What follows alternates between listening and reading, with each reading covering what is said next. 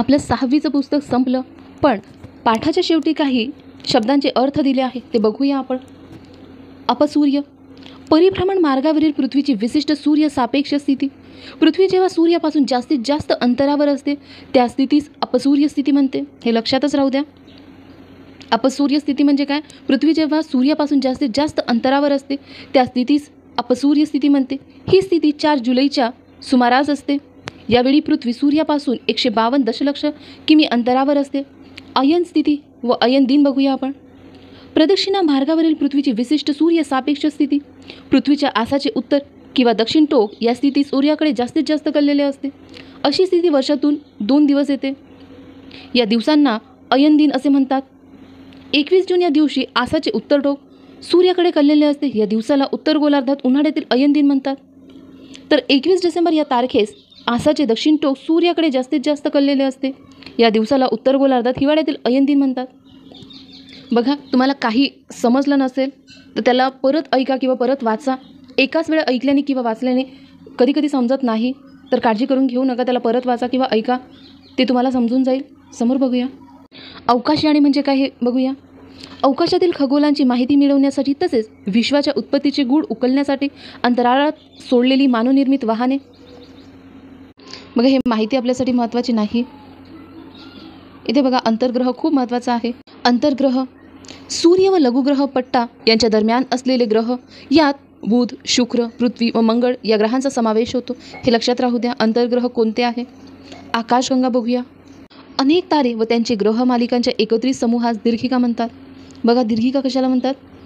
अनेक तारे व त्यांचे ग्रह मालिकांच्या एकत्रित समूहास. आपली सूर्यमाला ज्या दीर्घिकेत आहे त्या दीर्घिकेला आकाशगंगा म्हणतात. समोर बघूया. आखात, जमिनीत शिरलेला सागरी भाग. बघा, आखात म्हणजे काय दिलं आहे? जमिनीत शिरलेला सागरी भाग. हे लक्षात राहू द्या. याची मुख अरुंद असते व हा इतर सर्व बाजूंनी जमिनीने वेष्टिलेला असतो. अनेक आखाताचा आकार जमिनीकडे निमुळता झालेला असतो. उदाहरणार्थ खंबातचे आखात, मन्नारचे आखात. मन्नारचे आखात आत्ताच बघितलं होतं, श्रीलंका. खंबातचे आखात लक्षात घ्या. फक्त एवढंच लक्षात ठेवा, आखात म्हणजे जमिनीत शिरलेला सागरी भाग. आरोह बघूया. हे महत्त्वाचं विचारलं जाते. आरोह ऊर्ध्व दिशेने म्हणजेच वरच्या दिशेने होणारी हालचाल. हवेच्या अशा वरच्या दिशेने होणाऱ्या हालचालीमुळे हवा थंड होऊन बाष्पाचे जलकणात रूपांतर होते व पाऊस पडतो. अशा रीतीने होणाऱ्या पावसास आरोह पर्जन्य असे म्हणतात. लक्षात राहू द्या. हे ऊर्ध्व दिशेने म्हणजेच काय होते? वरच्या दिशेने होणारी हालचाल. आवर्त बघूया आपण. एखाद्या प्रदेशात हवेचा दाब कमी झाला म्हणजे कमी दाबाच्या प्रदेशाकडे आसपासच्या जास्त दाबाच्या प्रदेशाकडून हवा चक्राकार गतीने वाहू लागते. अशा चक्राकार गतीने वाहणाऱ्या वाऱ्यांना आवर्त असे म्हणतात. बघा, अशा चक्राकार गतीने वाहणाऱ्या वाऱ्यांना आवर्त असे म्हणतात. आवर्त वाऱ्यामुळे पडणाऱ्या पावसास आवर्त पर्जन्य म्हणतात. आंतरराष्ट्रीय वार रेषा 180 अंश रेखावृत्ताच्या संदर्भात मानलेली काल्पनिक रेषा. हे लक्षात घ्या. 180 अंश रेखावृत्ताच्या संदर्भात मानलेली काल्पनिक रेषा. प्रवाशांना 180 अंश रेखावृत्त ओलांडताना तारीख व वार यात बदल करावा लागतो. पूर्व दिशेने प्रवास करताना म्हणजे आशिया ऑस्ट्रेलियाकडून अमेरिका खंडात जाताना मागचा वार व तारीख मानावी लागते. हे लक्षात राहू द्या. हे विचारले जाते. आशिया ऑस्ट्रेलियाकडून अमेरिका खंडाकडे जाताना मागचा वार व तारीख मानावी लागते. तर पश्चिमेकडे प्रवास करताना म्हणजे अमेरिका खंडाकडून आशिया ऑस्ट्रेलियाकडे जाताना प्रवाशांना पुढची तारीख व वार मानावा लागतो. हे सुद्धा लक्षात राहू द्या. पुढचा वार आणि मागचा वार. ही रेषा पूर्णपणे सागरी भागातून निश्चित केली आहे. हे आपण बघितलं होतं. समोर बघूया. उत्पादकता म्हणजे काय? उत्पादन करण्याची क्षमता दिली आहे. उत्पादन करण्याची क्षमता. उन्हाळा बघूया. उन्हाळा वर्षभरातील जास्त तापमानाचा काळ. दिनमान वाढल्यामुळे तसेच सूर्यकिरण लंबरूप किंवा कमी तिरपे पडल्याने या काळात प्रदेशातील तापमान वाढते. पृथ्वीवर उत्तर व दक्षिण या गोलार्धात एकाच वेळी वेगवेगळे ऋतू असतात. 22 मार्च ते 23 सप्टेंबरपर्यंतच्या काळात उत्तर गोलार्धात उन्हाळा ऋतू असतो. तर 23 सप्टेंबर ते 22 मार्च या काळात दक्षिण गोलार्धात उन्हाळा ऋतू असतो. उपखंड बघूया. या उन्हाळ्यामधील एक गोष्ट लक्षात ठेवा, दिनमान वाढल्यामुळे तसेच सूर्यकिरण लंबरूप किंवा कमी तिरपे पडल्याने या काळात प्रदेशातील तापमान वाढते. हे लक्षात घ्या. उपखंड बघूया. खंडाचा असा विभाग की जो भौगोलिक व सांस्कृतिक स्तरावर खंडाच्या इतर भागापेक्षा वेगळा असतो. दक्षिण आशियातील हिमालय पर्वताच्या दक्षिणेस असलेल्या भूभागास भारतीय उपखंड असे म्हणतात. बघा, भारतीय उपखंड कशाला म्हणतात? दक्षिण आशियातील हिमालय पर्वताच्या दक्षिणेस असलेल्या भूभागास भारतीय उपखंड म्हणतात. यात भारत, पाकिस्तान, बांगलादेश, नेपाळ, भूतान व श्रीलंका यांचा समावेश होतो. उपग्रह बघूया. ग्रहाभोवती प्रदक्षिणा करणारे खगोल. बघा, उपग्रह, सॅटेलाईट. उपग्रह म्हणजे काय? ग्रहाभोवती प्रदक्षिणा करणारे खगोल. बुध व शुक्र सोडून सूर्यमालेतील सर्व ग्रहांना उपग्रह आहे. बघा, कोणत्या 2 ग्रहांना उपग्रह नाही असा प्रश्न असू शकतो. तर बुध व शुक्र ग्रहाला उपग्रह नाही.